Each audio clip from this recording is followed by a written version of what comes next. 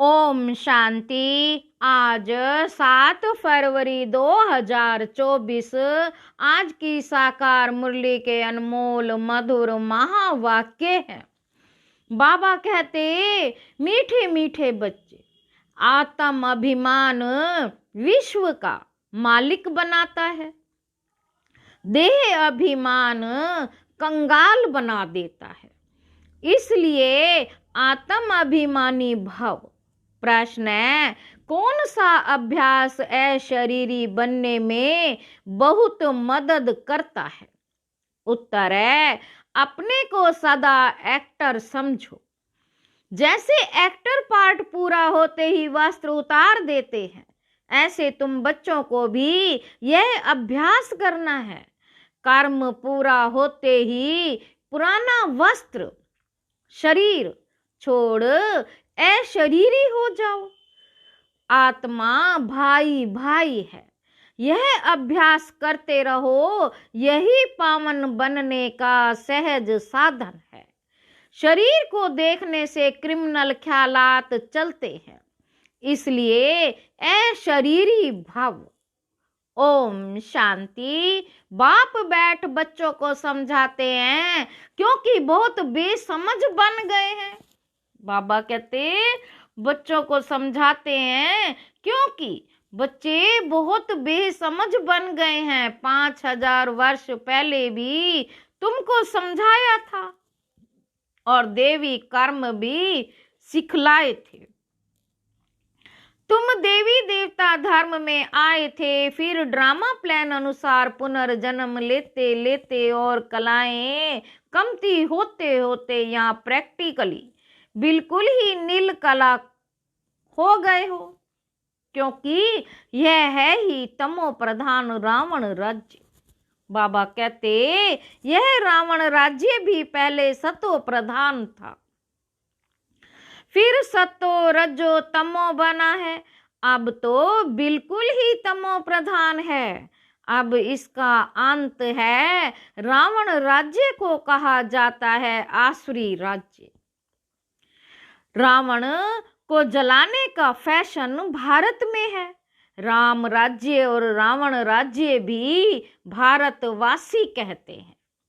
राम राज्य ही सतयुग में है, रावण राज्य है कलयुग में। यह बड़ी समझने की बातें हैं। बाबा को वंडर लगता है। अच्छे अच्छे बच्चे पूरी रीति ना समझने के कारण अपनी तकदीर को लकीर लगा देते हैं। रावण के अवगुण चटक पड़ते हैं। देवी गुणों का खुद भी वर्णन करते हैं। बाप ने समझाया है, तुम वो ही देवताएं थे, तुमने ही 84 जन्म भोगे हैं। तुमको फर्क बताया है, तुम क्यों तमो प्रधान बने हो। यह है रावण राज्य। रावण है सबसे बड़ा दुश्मन, जिसने ही भारत को इतना कंगाल तमो प्रधान बनाया है। राम राज्य में इतने आदमी नहीं होते। बाबा कहते, वहां तो एक धर्म होता है, यहाँ तो सब में भूतों की प्रवेशता है। क्रोध लोभ मोह का बहुत है ना। हम अविनाशी हैं, ये शरीर विनाशी है, ये भूल जाते हैं। आत्म अभिमानी बनते ही नहीं, देह अभिमानी बहुत हैं। देह अभिमान और आत्म अभिमान में रात दिन का फर्क है। आत्म अभिमानी देवी देवता सारे विश्व के मालिक बन जाते हैं। देह अभिमान होने से कंगाल बन पड़ते हैं। भारत सोने की चिड़िया था, भल कहते भी हैं परंतु समझते नहीं। शिव बाबा आते हैं देवी बुद्धि बनाने। शिव बाबा आते हैं देवी बुद्धि बनाने। बाप कहते हैं, मीठे मीठे बच्चों, तुमको विश्व का मालिक बनाता हूं। यह लक्ष्मी नारायण विश्व के मालिक थे। कब सुना कि इन्हों को राजाई किसने दी? उन्होंने कौन सा ऐसा कर्म किया जो इतना ऊंच पद पाया?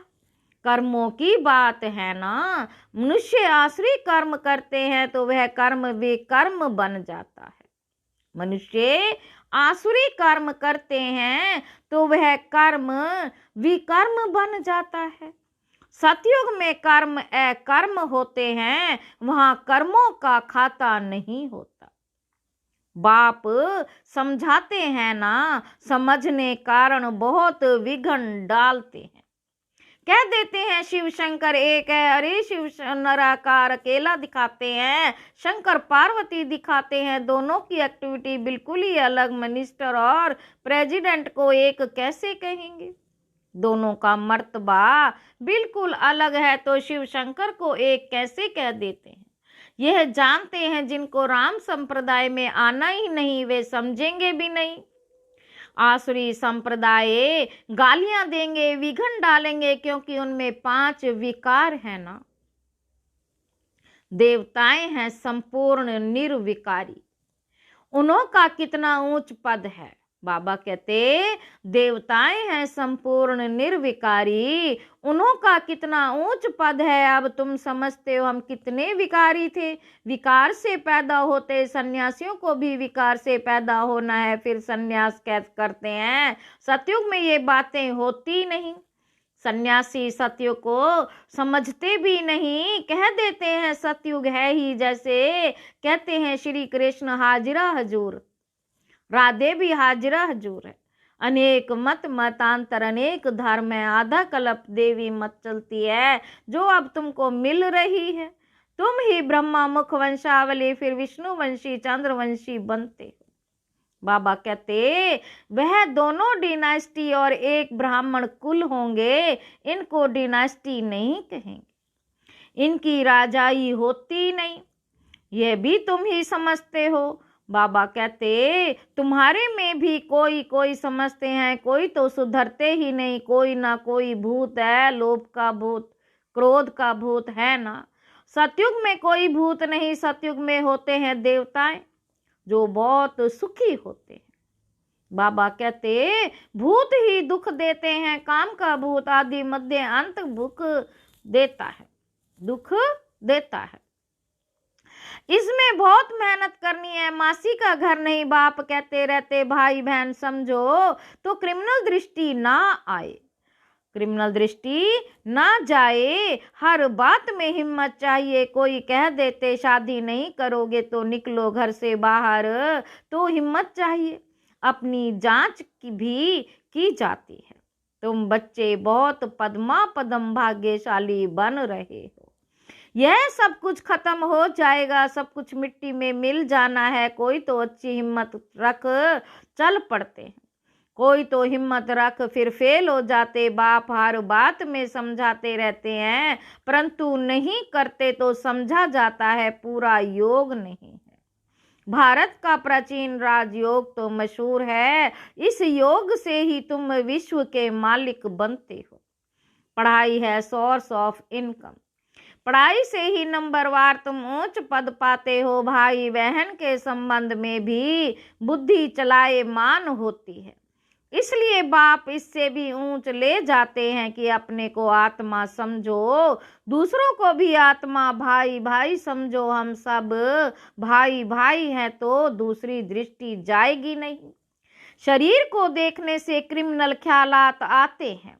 बाप कहते हैं बच्चे है शरीरी भव, देही अभिमानी भव। अपने को आत्मा समझो, आत्मा अविनाशी है। शरीर से पार्ट बजाया फिर शरीर से अलग हो जाना चाहिए। वह एक्टर्स पार्ट पूरा कर कपड़ा बदली कर देते हैं। तुमको भी अब पुराना कपड़ा शरीर उतार नया कपड़ा पहनना है। इस समय आत्मा भी तमो प्रधान, शरीर भी तमो प्रधान है। तमो प्रधान आत्मा मुक्ति में जा नहीं सकती, पवित्र हो तब जाए। अपवित्र आत्मा वापिस नहीं जा सकती। यह झूठ बोलते हैं कि फलाना ब्रह्मा में लीन हुआ, झूठ बोलते हैं कि फलाना ब्रह्म में लीन हुआ। एक भी जा नहीं सकते, वहां जैसे सिजरा बना हुआ है वैसे ही रहता है। ये तुम ब्राह्मण बच्चे जानते हो। बाबा कहते गीता में ब्राह्मणों का नाम कुछ भी दिखाया ही नहीं है। यह तो समझाते हैं प्रजापिता ब्रह्मा के तन में प्रवेश करता हूं तो जरूर एडॉप्शन चाहिए। वह ब्राह्मण है विकारी, तुम हो निर्विकारी।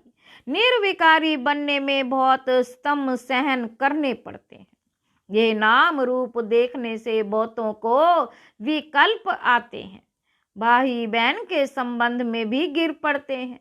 लिखते हैं बाबा हम गिर पड़े, काला मुंह कर लिया। बाप कहते हैं वाह, हमने कहा भाई बहन होकर रहो, तुमने फिर ये खराब काम किया।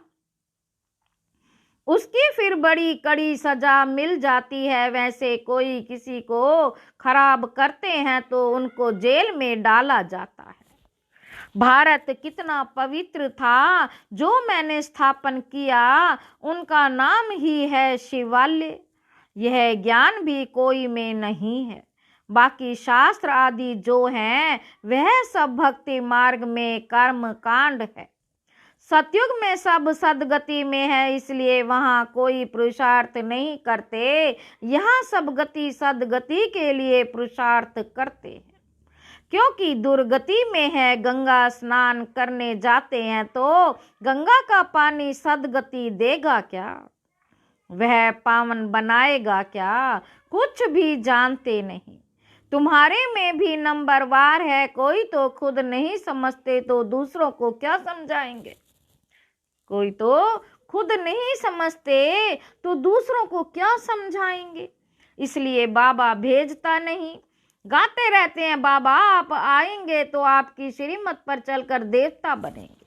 देवता रहते हैं सतयुग और त्रेता में। यहाँ तो सबसे जास्ती काम विकार में फंसे हुए हैं। काम विकार बिगर रह नहीं सकते।